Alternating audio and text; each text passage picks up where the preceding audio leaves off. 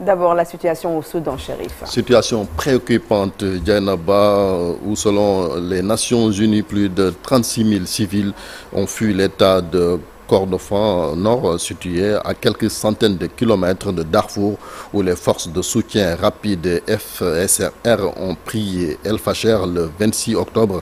C'était le dernier grand bastion des forces gouvernementales dans la région, alors que de nombreux témoignages et vidéos font état d'exactions commises par les paramilitaires du général Ameti sur la population civile.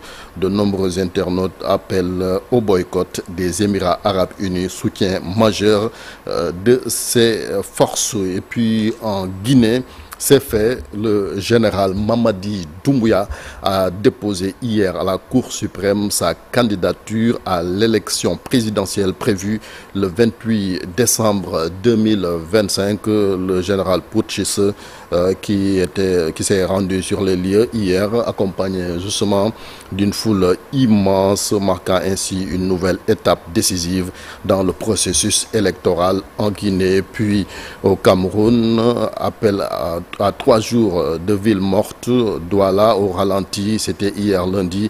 La situation contrastait ailleurs. Hier, donc, l'opposant Chiroma Bakari a déclaré, donc, se déclare vainqueur de cette élection présidentielle, élection remportée selon le Conseil constitutionnel par le président sortant Paul Biya à Douala. L'activité n'a pas tourné en plein régime dans le reste du pays.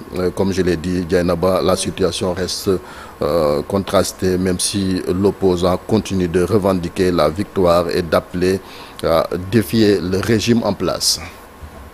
Merci beaucoup, merci Chérif ci ni nga ñu indil kon li nga xamanteni mom la mo xew ci xibaaru bi ci réew. Alors léegi nak mbokk yi ñu ñëw ak yéen ci benen ponk muy li yéene kay xëy tey gannaaw bañ leen remercier bu baax a baax ci seen àndoo ci seen safo ak télévision Futur Média comme ni ngeen koy defee nag bés bu nekk fii ci Sénégal ak ca biti réew léegi nag ñu yéen ak yéen